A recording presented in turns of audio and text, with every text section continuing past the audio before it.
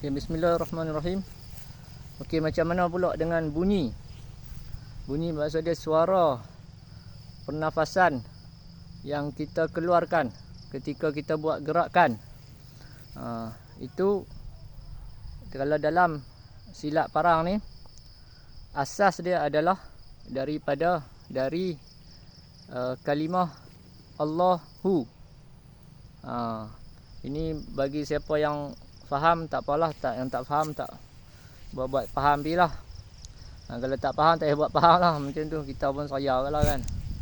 Allah dekat dada, dekat dalaman kita ni. Hu ni dekat sini lah. Kemudian bila kita keluar, kita bunyi dia hu.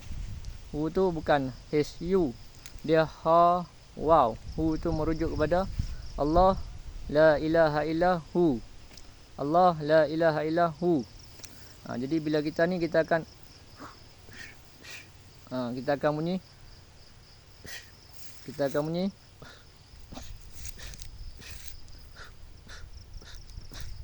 Bila contoh kita dekat mulut kita bunyi hu.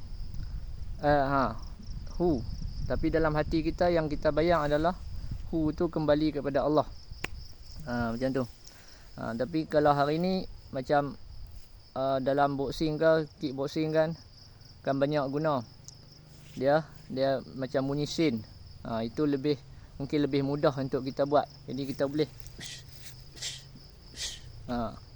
Tapi ingat, kena bunyi ha waw. Maksud dia bukan ha waw.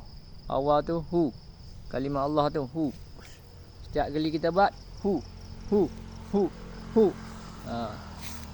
Dia hu ni, dia kalau ikut ilmu kebatinan, dia lebih kepada ilmu pemantul lah. Pemantul. Bila orang nak tumbuk kita, dia rasa berat, dia tak boleh pi. Kita pun tepih. Alhamdulillah, itu kalau keizinan Allah lah. Apa pun Allah izin lah. Kalau Allah tak izin, tak jadilah. Kalau Allah izin, jadi alhamdulillah. Kalau lam alif tu lebih kepada bias. Dia bias. Itu ilmu lain lah. Ini kita ilmu hu. Fa in tawallaw faqul hasbiyallah la ilaha illa hu. Hu itulah. Alaihi tawakkaltu wa huwa rabbul arsyil azim. Jangan duk ingat hu apa. Hu keluar suara gitu tak. Hu tu ada makna dia macam tu. Jadi kita tak bunyi suara. Tak bunyi suara sebenarnya, kita just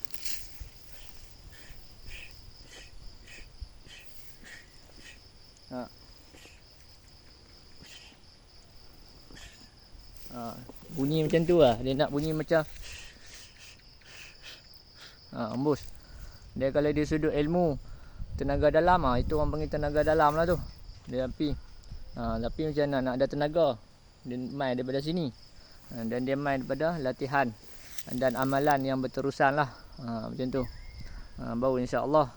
Apa pun Allah yang izin. Kita ni ilmu hikmah.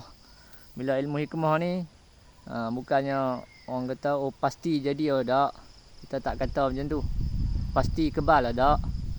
Allah yang bagi. Kalau Allah tak bagi sudahlah. Nak buat apa?